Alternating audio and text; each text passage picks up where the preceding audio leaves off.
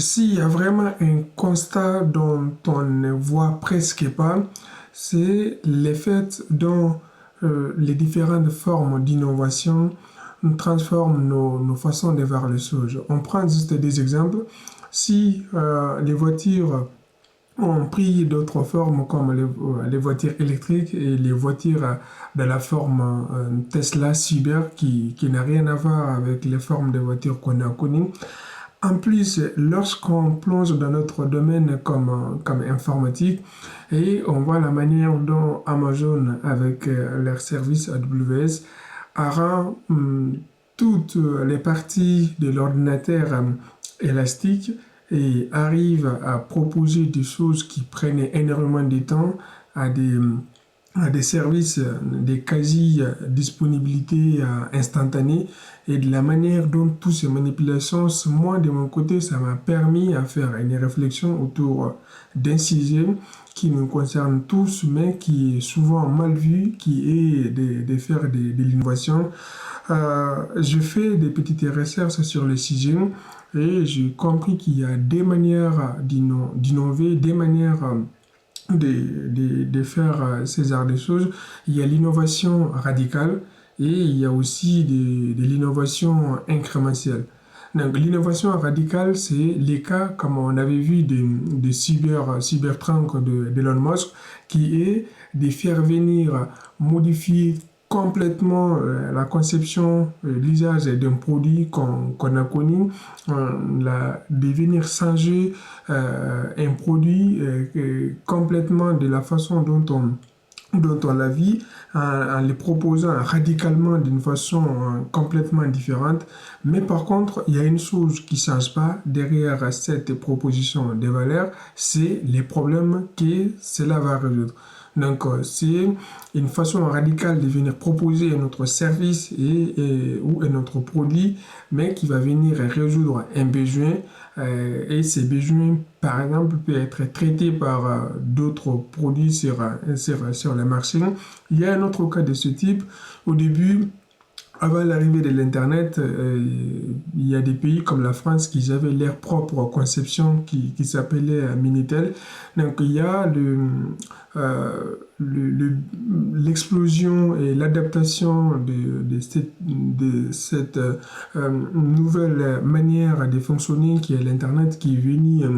remplacer, c'est-à-dire qui est venu bouffer complètement les marchés qui étaient proposés par les Minitel. Donc les organisations, les acteurs en ces moments-là vont venir s'adapter à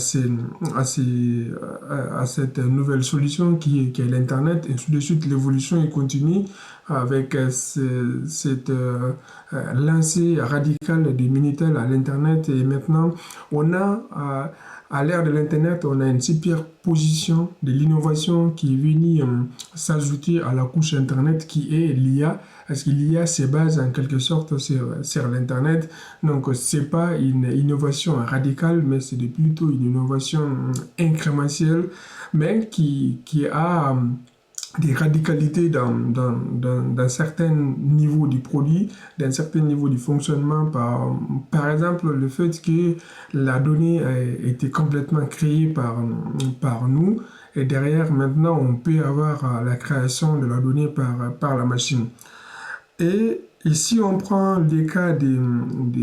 providers cloud comme Amazon ou Google ou Microsoft. Derrière, on dit c'est l'informatique dans les nuages, donc c'est des services qui sont dans les nuages, mais derrière, c'est exactement la même manière de fonctionner de l'informatique qui est sous jacket. Même la proposition du service, la présentation de la valeur est complètement modifiée parce qu'il y a une grande partie de cette stack informatique qui est gérée et qui est venu, qui se transforme en des produits différents dont tu n'as pas du tout la vision globale sur tout ce qu'il y a sous jacket pour que toi tu puisses avoir ton service. Et cette réflexion m'a poussé aussi à comprendre le fait qu'il y a énormément de choses qui se superposent entre eux les uns de l'autre. Donc, on se rend compte que finalement, à la fin, chaque activité,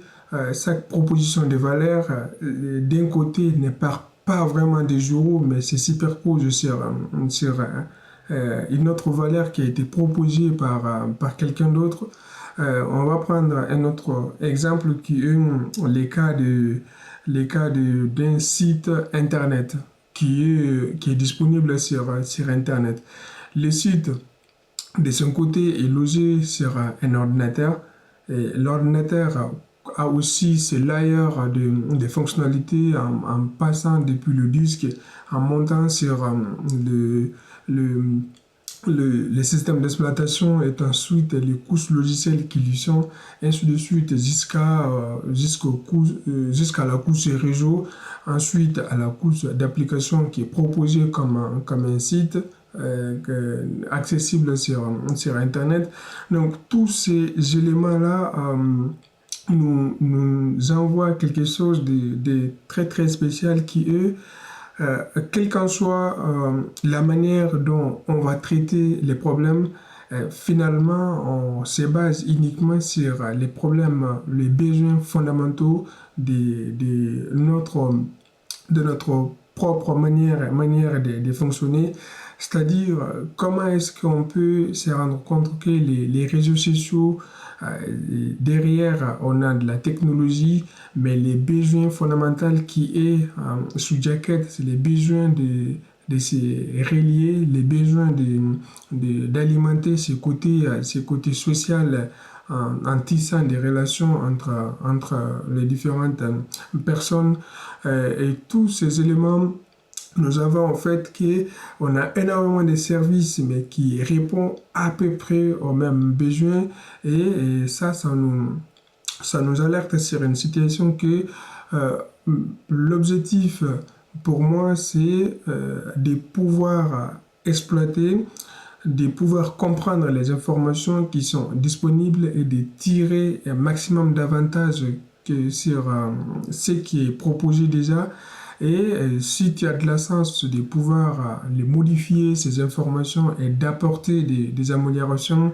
euh, euh, si on prend l'exemple du cas d'une alimentation électrique, avec un bouton up and down, on peut avoir de l'électricité. Mais par contre, le fait de comprendre tous les mécanismes qui sont mis en place pour que l'électricité quitte du central électrique jusqu'à nos différents domiciles, ça nous amène à se poser des questions sur la manière dont on essaie de voir l'innovation et surtout de tirer davantage sur les savoirs qui est disponible à la portée de tous, surtout à l'ère de notre époque avec l'intelligence artificielle et toute la documentation qui est disponible soit dans des livres ou soit sur Internet. Moi, personnellement, de mon côté, mes sources d'informations, j'apprends énormément à travers mes lectures, que ce soit des lectures techniques ou des lectures de développement personnel. Donc, ça m'a permis d'aller beaucoup en profondeur sur des sujets qui m'intéressent, mais dont je n'ai pas eu la chance d'étudier lorsque j'étais étudiant, par exemple, parce qu'on a des systèmes de formation qui nous mettent dans des circuits de compétences, mais à la fin, l'avantage est que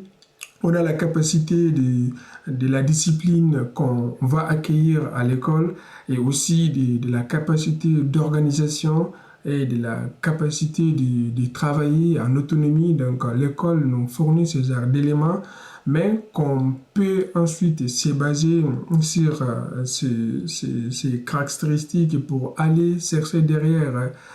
certaines choses comme l'innovation ou d'autres sujets qui peuvent t'intéresser mais qui n'ont rien à voir avec l'innovation qui peut d'un côté favoriser un esprit critique, mais surtout de l'autre côté de participer à la résolution de nos différents problèmes. C'est tout par rapport à cette petite réflexion sur l'innovation. J'ai compris qu'on a trois niveaux: l'innovation radicale, l'innovation incrémentelle et l'innovation par layer, c'est-à-dire la manière dont les services se superposent l'un sur l'autre jusqu'à la résolution de l'un ou de plusieurs besoins fondamentaux.